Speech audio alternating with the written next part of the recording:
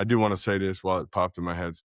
Don't stay at practice. Let your kid be. Let the coach do their thing. Let their kid have independence. It's a really good thing. Go to Starbucks. Go for a walk. You don't need to sit there and watch all of it. Let them be independent. Okay? But sorry, back to this. He gets in the car and he's got a big smile on his face and he's like, oh, dude, you should see my two-seam. You should see this. And I'm like, worth it. Yeah. Worth it. Forget the mechanical stuff. Worth it. Worth it. And then I sit there and I don't say, man, I just said that to you last game. I go, hey, man, awesome, dude. How did it feel? Like, you have to pick up on the situation as a parent. You are listening to the Beyond the Scoreboard podcast, transforming athletes into leaders on and off the court with host Coach Furtado. Coaches, are you ready to take your passion for coaching and turn it into a full-time career? I know the challenges firsthand, but the Make Money Coaching Sports program helped me take BTG basketball full-time. If you're tired of juggling coaching part-time and want to fully focus on doing what you love, this business accelerator will give you the tools and support to make it happen. Hit the link in the show notes below to learn more and start living your dream. Hello, everyone, and welcome back to another episode of the Beyond the Scoreboard podcast. Today, we are joined by Rhett Parker. They are building a platform called Surviving Youth Sports Podcast. It's a community dedicated to sharing the raw, unpolished truth about what it actually takes to navigate the pressure, the rankings, and the recruiting landscape without losing the joy of the game. From mental health to joystick coaching epidemic, these guys are on the front lines of the survival movement in youth sports. Rhett, welcome to the show. Thanks, Justin. Excited to be here. We're all trying to do things to help grow the games. All sports, not just, baseball, basketball, but lacrosse. I mean, it's everywhere. 100%. 100%. Yeah. The more I talk to, different coaches, like, I know that soccer is, club volleyball is a huge here in LA, especially with girls. And it's just chaos. And so the title of your podcast is called Surviving Youth Sports. And I think, 20 years ago or whenever we were playing, I don't think of my experience as surviving. Like, I loved playing youth sports. It's one of the most pivotal moments and just memories of my childhood. And I want to give that back. And I'm sure you do as well. So why did you even title it Surviving Youth Sports? How'd we get there? Well, I've had a lot of different jobs, mainly in baseball and sports, and a lot of different experiences. And now as a parent, that's what it feels like. You're surviving. And my wife played soccer at a very high level, Division I level, and won multiple national championships. So she played and I played, and we're both sitting here like even sometimes questioning what we're doing as parents that played. And it's like, oh man, and it shouldn't, our goal is so it doesn't feel like survival, but that's a little bit what it feels like. And we're still a little play on words there. And, we just want to make sure that people know that I think they're not alone, and it's supposed to be fun, and it's okay to be competitive too. And, there's not one path and one journey for everybody. It's that anyone can take a different path. And just because your path's different than their path, that doesn't mean it's wrong. Right. And so let's start right there. Talking about, we are coaching young men, young women who are all come from different backgrounds and have different personalities and different reasons for why they are playing youth sport. And, as a lot of coaches are very competitive. What do you feel like is one of the biggest things we're doing wrong for our athletes that is taking the joy away from the game? Well, you just said it right there. Why are we competitive? Like in a 12, so I coach 12U baseball, my oldest son. Why do we care? And I'll give you an example. I wasn't there this weekend. I was in San Diego enjoying some great weather out of the Northwest. My daughter was playing in a soccer tournament and had a great time. But I'm watching the Game Changer, the stream, right? Because it's my team, and 4 years with these kids, and we're still Little League friendly, and it's great. But we have a kid, I have to tell a story. We have a kid slide in, smashes his face at third base. His nose is bleeding all over the field. You can see it on the stream. Yeah. We decided to hit everybody, which we do sometimes. So there's no sub for him. It's 12U baseball, and it's probably average level of you say travel, but what does that even mean anymore? The other team's coach causes a 10-minute delay to try to get him out instead of just like putting the runner in who'd made the last out. And then like we switched like the lineup or something. And I'm like watching this on the feed, like, what Yeah. are we're in Right. Vancouver, Washington in some random tournament. What do we care? This kid's hurt. Like, Yeah. I'm sitting here like, why are we kids? I can tell you right now, the kids on the other field, or like that were on the field, they could care less. No. The only They don't care. person that cared was that coach. Yeah. And you're sitting back and you're like, and I would talk to the tournament person, and he's like, "Well, what would you have done?" I go, "Just put somebody else in and go." Right. So you talk about the competitiveness. I love when the kids are competitive. It's okay to not like to lose. At 10, it's okay not to like to lose. Of course. We shouldn't care though, Justin. Why the hell do we care? What? So I can go to work on Monday and be like, "Hey, Justin, guess what? I won this tournament. 12U. Yep. I'm a great coach." What is that? What is that? In basketball, got to be the same thing, right? Especially you're down in California. Yeah. What are we doing? Yeah. Why? What do you think? Why do we care? Does it matter? Shouldn't. It's crazy. No, it is 100% crazy. And there's I got 3 different follow-up questions because I know you've been a part of tournament organizers, and I want to talk about that because I honestly think the way we organize tournaments and police parents and coaches is really important. But before that, I honestly want to talk about what you're talking about right now because I don't care about winning. Like I would rather put my teams up, have them get smacked and learn, and help them become more resilient. Now I won't keep them up there if they keep. I'm not going to kill their confidence, right? But I want to stretch them out of their comfort zone. And I tell the parents and the coaches, I stop saying winning. Be competitive. I'd rather lose by 10 to the best team in the state than win by 20 against a team in the middle of the pack. Like it's just going to get our kids better for the long term. So we're thinking about that. One of the things I wanted to talk about, and the thing that honestly I think gets me more mad about this landscape of youth sports is rankings, and especially ranking like we're the number 1 10U team in like who cares? Number one, like now that I'm in it, I realize the only people that put it up are the tournament organizers. Oh, so for like sure. they can only be number 1 if they come to those tournaments, right? So they're not ranking the teams that aren't coming to their tournaments. I hate it. I can't stand. Right here. Yeah. It's crazy the Johnny though. Manziel, but because people will subscribe to whatever that is, Justin. Right. Yeah. And then they'll put it on their social media, the parents. Right. Look at my son or daughter's team. On the number 1. My goodness. And I think the funny thing is because so you're in LA, I'm in Southwest Washington. How can you rank it's not like they're playing each other. You can't do that. No. Like it's ludicrous, but people will pay for it. I know. And I know.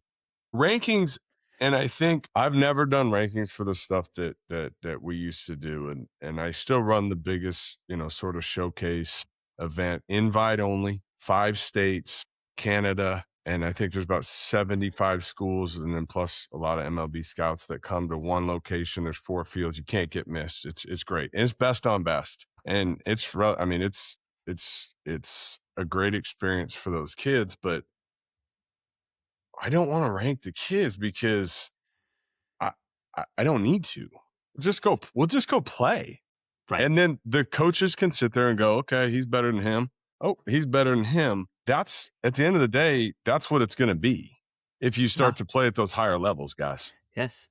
Yeah. And with the portal now, you could go to you go to Westmont College. There you go. I got a Southern Cali school in there. You go to Westmont. If you're an All-American, go to Santa Clara. Like go to UCLA. If you're a dude, you'll be fine. So, and they're not going to go, oh, you know what, man? God, hey, Justin, God, and you know what? In high school, God, he wasn't even ranked. They're going to be like, dude, who cares? Who cares? Yeah. Who cares? What about when they're 10 years old? Are they going to care? Oh my goodness. The odds that they're playing the same sport at 16 are slim enough, and you coach younger kids too. Right now, it's not skill related why you're the best. It's physical. Who hits puberty first? Yep. Yeah, no, I'll see some like really good players that like are dominating 6th, 7th grade, and I see their parents are like 5'11", 6 foot. I'm like, have fun. You're gonna have the same thing that happened to me. I haven't grown since 8th grade. I maybe grew half an inch. I was a big man, like. Mhm. But at the end of the day, if you don't grow, And their backs to the basket, right? yeah, back to the basket. Yep, and dominating.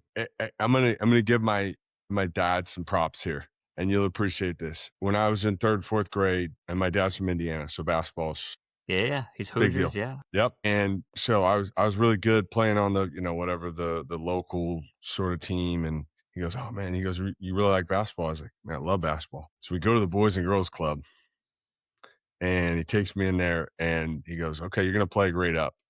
Because if you play your grade, they're going to put you back to the basket." 'Cause I was taller, Yeah. and he goes, and then I look around, and there's no other white guys on the team, and like the club is lower social, economics, and we weren't rich or anything, but like it was a way different experience for me. And I look at that, and it was one of the best things in my life because I Yeah. got to be around a lot of different people, and I wasn't a star player. I had to fit into that for myself as a younger kid, and it was hard at first, and then it was normal, and then and I think it was good for my teammates too. But I was a two. And like I mean, I'm like passing and playing defense and not shooting a lot, right? Yeah. But man, it made me such a better basketball player. It made me such a better person. It made me see the world like, okay, like, oof, there's a big world out there. Yeah. We're not in our little bubble of, I live in University Place, Fircrest, Washington, which is right in Tacoma, but I'm on the other side of Tacoma. And it was so important. And I don't think parents think about that. So you talk about rankings, and this is a long time ago, right? But like my dad's not going, oh man, God, I hope he's the star, and I hope like he's going, man, this is going to be really good for him from a basketball perspective and a life perspective, man. And it was huge for my life. Huge. And I imagine one of the reasons it was huge for your life is not the basketball aspect of it, because obviously you ended up in the baseball world, but Mhm. because of what it taught you to be on a team and contribute on a team when you are not the best player. And I think that's one of the things and I'm curious how you see it probably in baseball now. In youth baseball, like Mhm. obviously I have a baseball background as well. So like my coach was a psycho. He made us bunt, and we had Yeah, to hit and run. Like we had to do the little things or you are not going to play. But that's love it. varsity, right? So it doesn't Right. have to be like all the way at that level. I'm just curious, has like, the three true outcomes come down all the way into the youth part of baseball? For those that are listening and don't know what that means, like I'm trying to ask Rhett right now, has individualism really trickled down into baseball? Yes. I Yeah. mean, because people jump team to team a lot of the times too, Okay. and there's a little bit too much showcase mentality sometimes. And I'm going to be the first. I don't know how we get out of it Yeah. because there's a lot of analytics going on in baseball, and they Right. are important. And summer baseball, you got this showcase, and even the stuff that we do at PNW regional baseball, like that's not team related. It's Right. we're inviting individuals. So it's very hard to have a team and teach a program because guys are doing prep baseball, they're doing perfect game stuff, not with their summer team at the same time. So it's like it's a really big mix. And those things you're talking about is probably more high school oriented, but we don't pay our high school coaches very well in Washington State. So you don't have No. very good coaches, Right. and we have a lot of great men, which is so important. Not the baseball part, but they're trying to teach these people how to be men. We have a lot of really good people, but they're not baseball people. Not a lot of them. Yeah. Some of them are. So no. And you get to professional baseball, it's probably not as important. But man, some of the college coaching friends of mine, they're like, dude, this guy doesn't even know how to play. He goes, the guys have been in it for a while. Justin, you'll appreciate this. They go, my practice plan 15 years ago to today, you might as well throw that out the window. What we Yeah. work on the first 2 weeks of fall, I expected everybody to know 15, 20 years ago. And now I don't assume any of them know it. Wow. And they're paying more than ever, right? 15 Yeah, years ago, they weren't getting paid private trainers and da da da da da. no. But the private trainers isn't teaching you how to play the game. Same thing. I mean, you'd say same thing about basketball. Oh, okay. Yes. Yes. Yes. I mean, I watched some of the like box out. I'm like, where's what are we doing? We're not boxing out. It's and sometimes, God, who was, and they're really talented. It was Arkansas. I was watching the NCAA tournament. It's like, oh, there's a layup. Oh, just let them have it so we can hurry up and get the ball off the court and try to score before they get down. I'm like, what? We're not playing any defense, though. And then, okay, so let me ask you this question, because obviously we're a little bit more baseball oriented in our podcast right now just because of, my connections, but we're trying to do some more basketball. Why is everybody playing zone at 10 years old? Oh, well, I'll tell you why, because it's how you win. Because a 10-year-old is not strong enough to skip the basketball across, which is how you beat a zone, is like strong passes. You see it at the girls level too, right? Like if a team is not strong enough, they'll play zone, and because it's easier, right? You don't have to stay in front of a man. You can just funnel them right into the big. You protect the paint. I think zone should be banned until I agree. 9th grade. Maybe if you want to say like a higher level, like like those kids are really EYBL level, like you probably could start it before 9th grade. But most of the kids that I coach, no, they should not be playing zone because, right, number one, they can't shoot threes, right? A lot of them, right? Or if they're starting to shoot threes, they're starting to chuck it, and they learn bad form. I can't stand coaches that zone. But that's for the coaches to win, right, Justin? Oh, heck yeah. There it is. It doesn't help the kid when they're 15. It doesn't. I'll kind of add on to that. Our family spends some time in London, and I every January for the last 3 years, and they play some soccer out there, and we it's really good for our family. I walk by a basketball practice during their it was God, I don't even remember. We were at some big warehouse type place and they're practicing basketball there, and man, they're probably 4th, 5th graders, and man, they're setting good screens and boxing out, moving their feet. And this is London, so basketball's not. I mean, it's not a high end sport, and they weren't real athletic. But I was like watching. So I went up to the coach. I was like, man, that was cool. I said, you guys are really working hard. And I was like, man, so what's the basketball coach? He goes, well, we don't play games till 5th grade.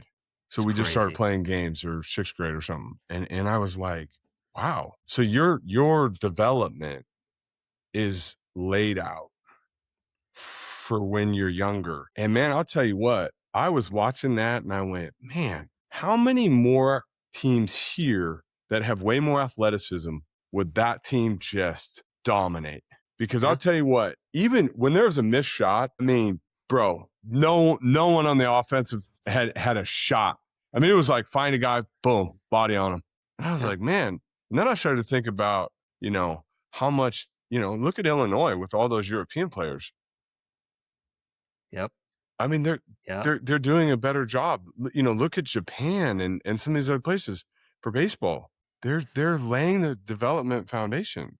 They're taking over. We have the best athletes in America. It's true. We do not have the best development. Europe, I know, because we've brought in a European model into our basketball club with American flair, because if I did 2 practices to 1 game, I wouldn't have a business. At the end of the day, no parents are signing up. The kids are going to be mad.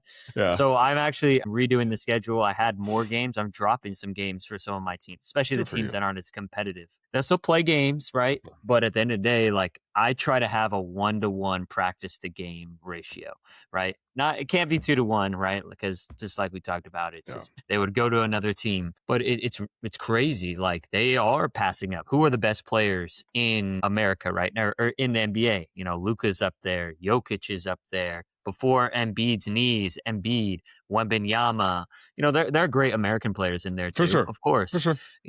But like at the end of the day, like look at their injuries: Halliburton, Achilles; Tatum, Achilles. Right? Because they're playing so many games starting at such a young age. Yeah, and you said something interesting as you talk about games and practice stuff. Play multiple sports when you're young, guys. And for the parents that play for Justin, trust me when I say this, you want the development piece, and it might not show up right away. It won't. It won't. But if you stick with the process and you trust the people you're with, you're going to be fine when it matters. When it matters, which is high school and beyond. It's hard to do that as a parent, though. It's hard to have patience and understand if you lose some games that it's okay. So for you, your parent perspective, like how do you bring that in, especially as someone that played at a high level? It must be easier said than done. For me and my wife, it's easy. But when you're coaching and you're around other parents, it's hard to explain it to them Yeah. because I don't, and my wife, we don't have to live through our kids, man. Like we're very blessed, and we got very lucky to play, at some higher levels. And we don't have, like, we tell the kids, hey man, if we have 3 boys and a girl, you don't have to be good at sports. Mom and I don't care Yeah. at all. If you want to be great, we will put you in, and we're very blessed to be able to just put you in situations to go be great. If you don't, and you just want to have fun and play at lower levels, and sweet, we'll go on vacation. Like we'll Yeah. save some money because going to San Diego this weekend wasn't exactly cheap for No. for my daughter. So for me, it's a little bit easier. I would say the hardest part for me, my oldest son won't listen to me. Okay. And I love, man, he's a great kid. He's competitive. But if I say, hey, we need to throw a ball like this, or this hat is blue, he's gonna go, okay, whatever, Dad. And like, so this is gonna sound awful. For pitching, I have to go to a friend of mine for him to say the exact same words that I will say to him. But you know what? He gets in the car because I drop him off. I don't stay at practices. And by the way, unless you have a long drive, parents, I do want to say this while it popped in my head. Sorry to rant. Please. My producer for our show is going to get mad at me because he says I need to stop doing this. Don't stay at practice. Let your kid be. Let the coach do their thing. Let the kid have independence. It's a really good thing. Go to Starbucks. Go for a walk. You don't need to sit there and watch all of it. Let him be independent. Okay. But sorry, back to this. He gets in the car and he's got a big smile on his face and he's like, oh, dude, you should see my 2-seam. You should see this. And I'm like, worth it. Yeah. Worth it. Forget the mechanical stuff. Worth it. Worth it. And then I sit there and I don't say, man, I just said that to you last game. I go, hey man, awesome, dude. How did it feel? Like, you have to pick up on the situation as a parent. But man, I'll tell you what, when I hand over that cash, a little part of me dies because I'm like, dude, what? And I laugh. And the guy he played AAA baseball for the Brewers, and the guy that sort of helps him is a former player of mine who played Division I baseball in the Northwest. And I'm like, they both laugh every time Yeah. because they're like, we know you're saying the same stuff. So Yeah, well, I talk about that all the time with the parents. I'm like, we're partners in this. I know that if you tell your kids something, they're not going to listen. But I know if I tell them the exact same thing, they will. It just is what it is, and part of it is because I control their playtime. That helps. It definitely helps. And then part of it is like I was a kid too, and I think about it. I share the story all the time. Every time my parent says that to me, I'm like, yeah, my mom used to tell me to eat spinach and put it in my smoothies. I said no, and then my coach said I need to eat greens and put spinach in my smoothie. I said yes, and I started having smoothies every day. That's so funny. And my mom That's was so on me funny. for years about eating healthier, but I was like, what is my mom now? She didn't play sports. That's And, so funny. you did play sports, so it doesn't matter. It's wild. But and I'll say this to parents too. That's not black and white. And one of the reasons why we started the podcast is my youngest is 6. He won't listen to anybody else but me. So it's not black and white. And Yeah. and this is what I love about some of the things that you're saying. You get it. I listen to some of these other podcasts. I know you do too. Don't talk to your kids in the car. You're not in my house. My daughter wants to talk about the good, the bad, this. Oh, and this happened 2 seconds into the car ride. Okay. If I breathe near 2 of my sons about anything in the car ride, they're like, whether they do good, bad, you can't say a word to them, and you just let it go. So figure it out. Like, read your kids' Yeah. body language. And I guarantee you, your team, whatever, 8, 10 kids, there's some kids that want to talk about good things. There's some kids that don't want to talk at all. There's some kids that want to talk about the bad things so they can improve. It's not black and white. And man, there's so many people out there on some of these podcasts just like, don't do this. This psychologist said this. 89%, like, dude, you're not in my house. You're not in my car. You're like, you don't know what's going on in school. You don't know what's going on in their life. That's why you said something great. And I commend you for what you just said a minute ago. We're a team, man. Me and the coach as a parent, we're a team. Like, it's what we are. Yeah, there's a couple things I hear in there. Number one, we have to remove our ego as coaches, parents, just mentors, leaders, and I even know sometimes as a boss, like sometimes I'm like, oh, I wouldn't do it like I was, I'm gonna go on a tangent. That's Too is great. like I was watching one of my coaches, practice, and it was not like what I would do. So I'm like in my head, I'm like, you should do this, you should do this, and then like I watch them play, and they're playing hard, they're playing together, and I'm just like, you know what? That's the product we want. If it gets there, if there's a different way of getting there, Yeah. great. What you're talking about, your daughter, she's going to talk to you about everything.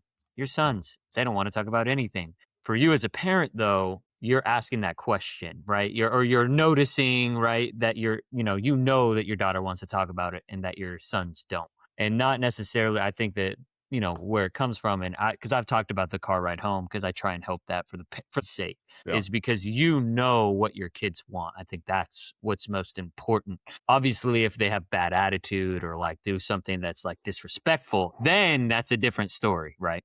Yes. You just said it, and you said play hard. I Yeah. I specifically remember we were at a soccer game, and my oldest son, who we really just let it breathe, and hey, you want some music, whatever, talk about something else, and if he brings something up, you talk about it. But man, he was not hustling, and we drove like an hour, and I would get in the car, and I looked at him, I go, "Did you give 100%?" And he goes, "No," and I went, I mean, I was pissed.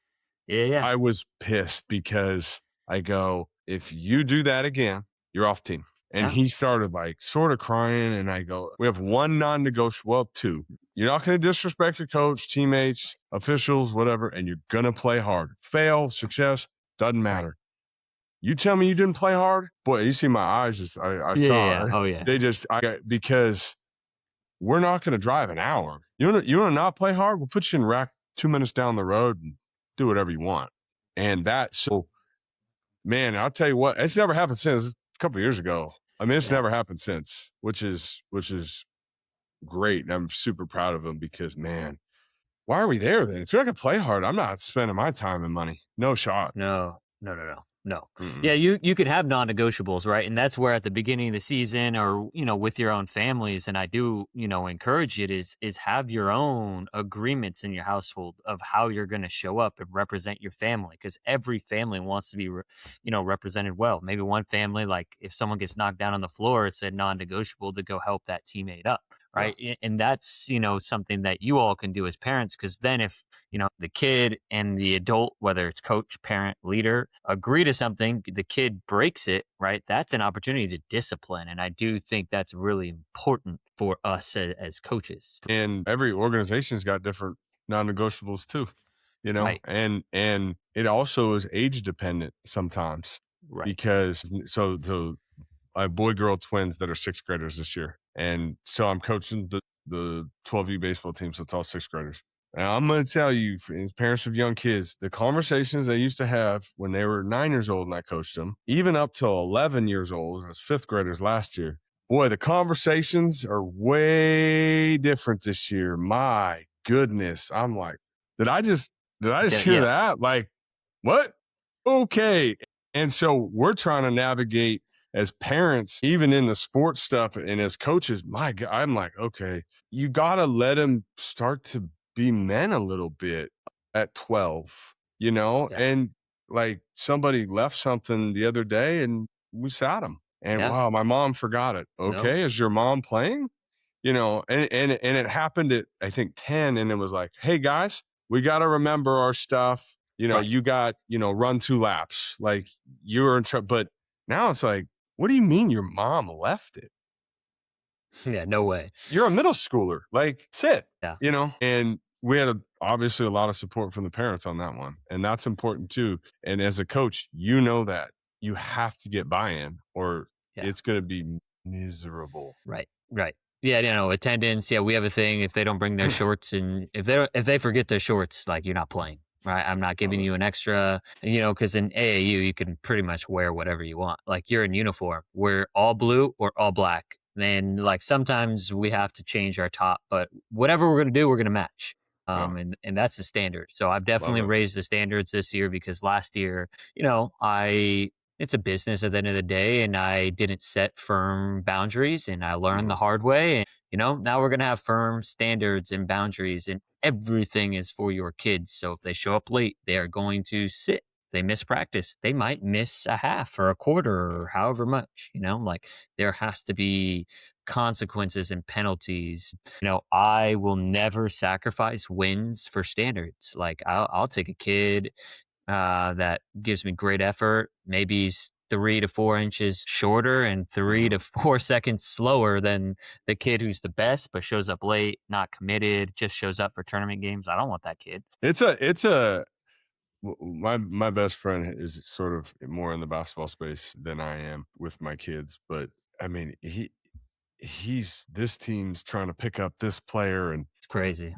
and this kid just shows up for 2 games because then he's on it, and I'm like, It's crazy. what? And as somebody that played basketball and on a really good basketball team at one of the bigger schools in the state, won a state title. We lost 1 game. We had 8 Division I players on my team.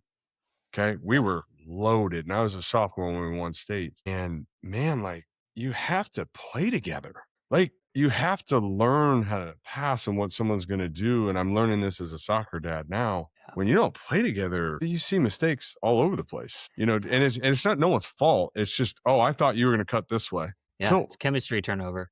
yeah. How does basketball, baseball's a little bit different. If someone comes in and pitches, it's fine. Like Yeah. I'm actually okay if you're mainly like a little league player or rec player, and then you get picked up to pitch on a team. I think that's great. I think at a higher level, I think that's awesome. I don't see any problem with that as long as you're not overthrowing.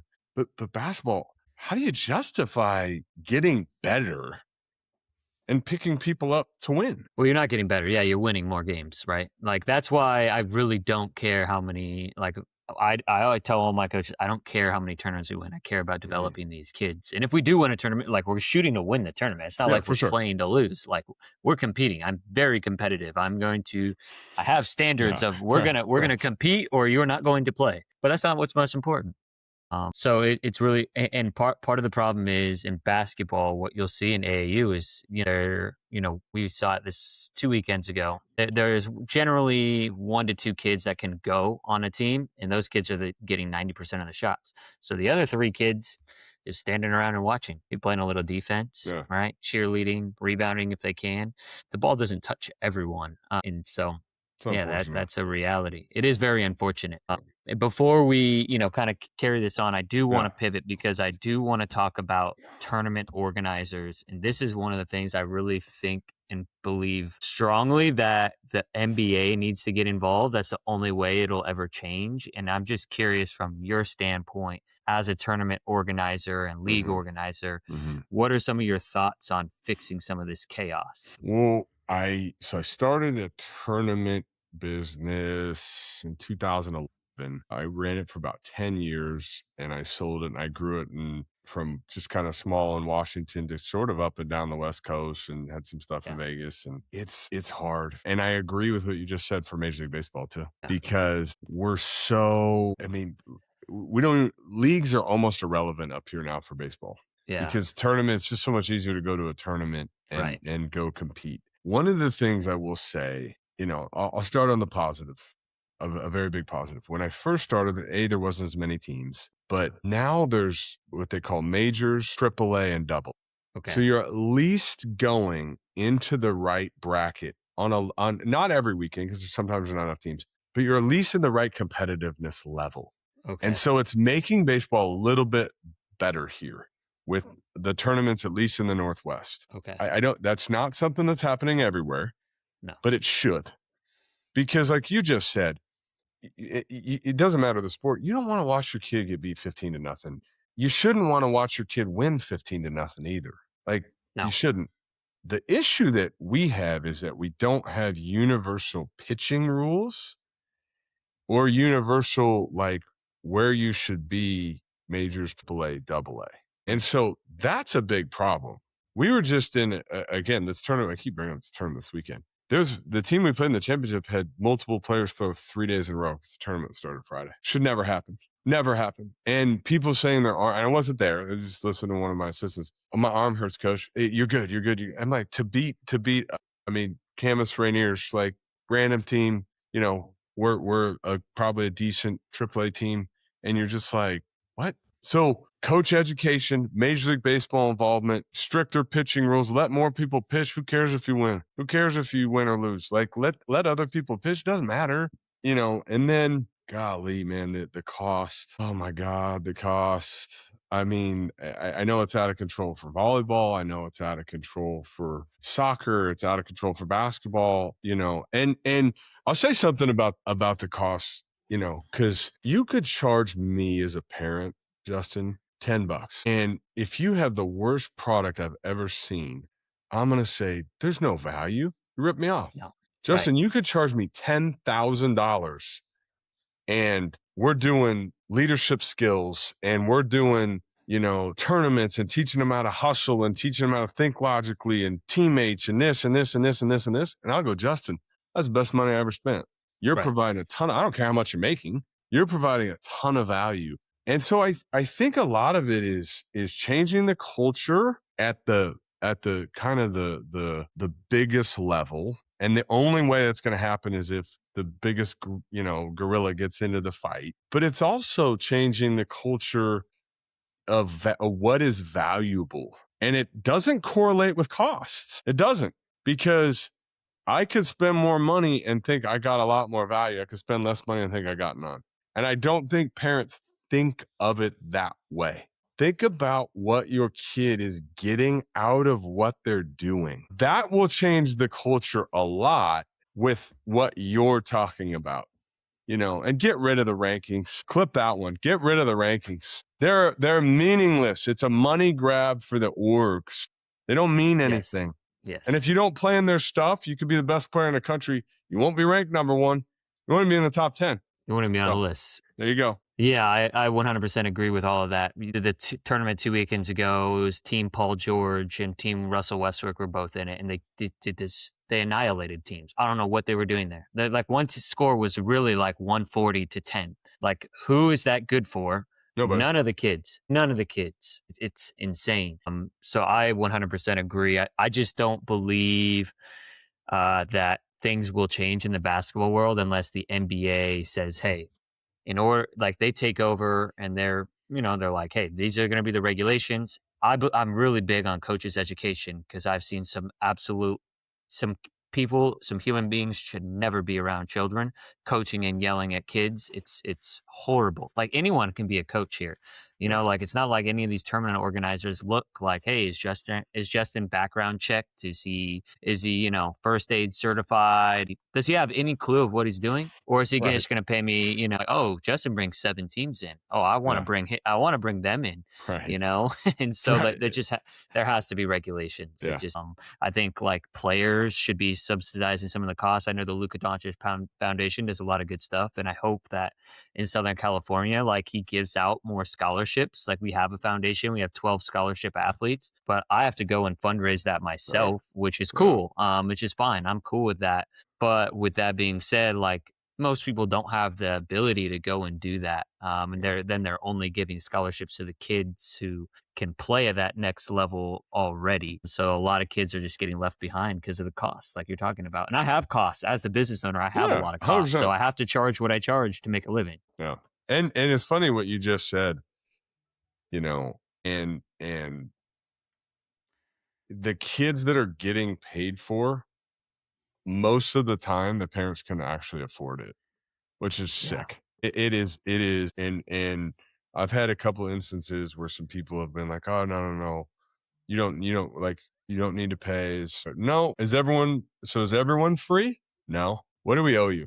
Because we're not doing this. Because I can't stand it when people Yeah. go, hey, Justin, you got scholarship money. And then you're like, okay, well, you're doing just fine. You can afford to do this. You're taking away, and I don't think people think about this, you're taking away from somebody that can't afford it. Maybe they're not as Yeah. good as your kid, but now that's an opportunity lost for that kid to have better experiences, learn more, set them up to be more successful later on in life. So, so for parents out there that, what scholarship you got for me? Think about that before you, ask those questions. And your son or daughter might be the best 12-year-old. Doesn't always Maybe. correlate either.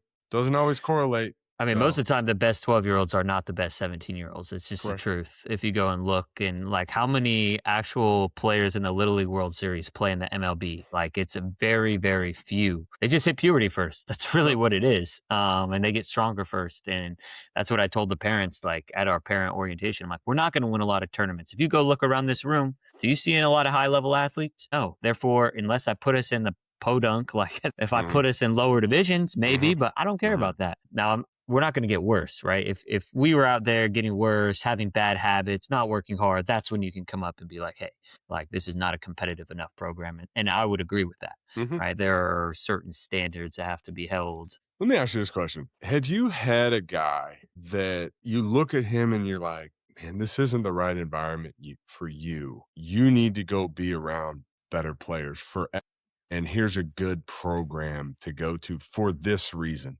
Have you had, does that happen in basketball where, or do people try to, I don't want to say hold the kids back, but like I've given that advice to baseball people multiple times of like, man, you need to actually live in Georgia next summer or California because you're a high draft pick and you're not going to get what you need in Here. Washington. Here, you need to go. Does that happen in basketball where it's like you need to go be in a different environment because you're different? Yeah, so I had a conversation, I had a player. I was still recruiting him. And the Hmm. thing that I will say, because of the transfer portal, we can provide an experience for pretty much everyone unless you're a top 1%. So this That's kid what I'm. is Yeah. yeah. I haven't had a top 1% kid. This kid did Okay. go and he's playing on an Adidas circuit team. And, we had a conversation. He played for us last year. Hmm. And at the end of the day, like he's like, coach, I hope there's no bad blood. I'm like, no bad blood. I always want the best for you because I understand why he did it because there's going to be higher level players in the gym. Even if he might get less play time, he's going to have that exposure. So Right. I was cool with it. I didn't tell him, like, because I obviously knew that we would still be able to help him, but I understood why he, went somewhere else. And I do understand why players do that. But there's really, and he works his butt off, and so he's one of the kids that probably Yeah. can do it and Yeah. mentally tough enough to survive because it's a grind. Like it is a Yes. scrap. It is a scrap. And so if you want to play college basketball, like you have to really be willing to work and grind. Hmm. And so we only go through 17U. Like I have this 6'5" kid, super athletic, has no offers right now. He's not with us right now. He's 18. He's a senior, so he's playing somewhere else. I don't have any services for him, but Hmm. I'm telling you, it's not impossible. It's very, very challenging to get recruited out of high school now. You can go JUCO, prep school, then go, but colleges want to recruit men, not boys becoming men. And you can say that louder for the baseball people as well in the Yeah. back. And if you're a pitcher, it is a little bit easier. It's not direct correlation between basketball and baseball, but yeah. And Baseball rosters are a little bigger, which probably yeah, helps. it does. And you just said something interesting. You've had one kid, right? And Yep. I can probably count, and I've done this for a long time, and I don't run a club. So, I'm Yeah. talking about running the Pacific Northwest regional stuff, which is we have some scout teams and a scout league in the fall with a lot of the better players, but we don't run a summer program and we just had the Pac Northwest games. And you're like, you don't need to even be at the Pac Northwest games. You need to go be on Team USA at the trials because you're top 100 player. We're talking about parents. We're talking about very few Less than people. 1%. Less than Yes. 1%. Like we're not talking about the 20% that's going to go play JUCO, that's going to Right. go play, at God, I'm blowing Westmont College. Yeah. We're, we're not that's not what we're talking about because Yeah. those people need to be in a developmental environment with Exactly. other people that are going to be at those places in a developmental environment getting better. And man, if they blow up when they're there at JUCO or whatever, the opportunities are going to come because they're ready at Right. that time. And I tell people all the time, you want to be good at 13 or 21 because I Right. know I want to be good at 21. Because if I'm good at 21 and I continue to play with, I never say someone's going to be the best player because there's always somebody better. If I'm on the same field at 21 with that first round pick or that first round pick, and then I continue to be on the same field as them, I'm one of the best players. That's what it means. Right. So like, let's worry about development and being around the right people because the reality of you being on the best field with the best players when you're 21 is slim. So we're developing good people Yeah. who are we're trying to let them live their dreams out. Let them go be great athletes if they can be, but man, we need good people. We need them to coach and sit here, when we're in our 60s and they're running their own podcast, be like, Right. man, I had Rhett and Justin were my coach, and they said, we're doing it right. And Yeah. I think that's the scary part. If you have a coach that's worried about winning, that's, maybe not the best leader, man, those kids are going to take that and they're going to coach in 25 years. They're going to do the same thing. And it's cyclical. So make sure your kids are around good people that are developing, that care about your kids, not just in basketball, baseball, lacrosse, volleyball, but in life. Preparing athletes for life beyond the game. That's what we're all about. So that's a great message to leave off this podcast. I feel like Yeah, we probably just got started. Probably was really our warm up game, and we could go a couple more. 100%. So have you back on. I know I may Yeah. come onto your show. Yeah. So We'd love to have you. really appreciate your time today, Rhett. Where can everyone that's listening to this find the Surviving Youth Sports podcast? You guys got a newsletter, Instagram, all that good Yeah, stuff. it's at Surviving Youth Sports, Instagram, YouTube. I think we're on Apple and Spotify. I'm so blessed to have a guy producing our Yeah, stuff because I'm not a social media person, and I think I got it all, Mac. I think I did a good job there. But go follow us, man. And I'd say the same when we share this with people. Follow Beyond the Scoreboard. We are trying to help people. There is nothing behind it other than we feel like the more people like us that are trying to help people, the better the kids' experiences are going to be and the parents. yeah, So yeah. I appreciate you having me on. I appreciate you coming on, Rhett, and thank you for your time, your wisdom, and thank you all to the listeners. I'm excited for this one to drop. Thank you for listening to this episode of the Beyond the Scoreboard podcast. If you enjoyed this episode, make sure that you subscribe wherever you listen to podcasts and share it with a friend, coach, or parent you feel like would get value from this episode. It's our responsibility to impact as many parents and coaches who are the ones that are impacting our athletes. That's how we create a ripple effect. So thank you for being a part of our community, and we look forward to serving you all next week.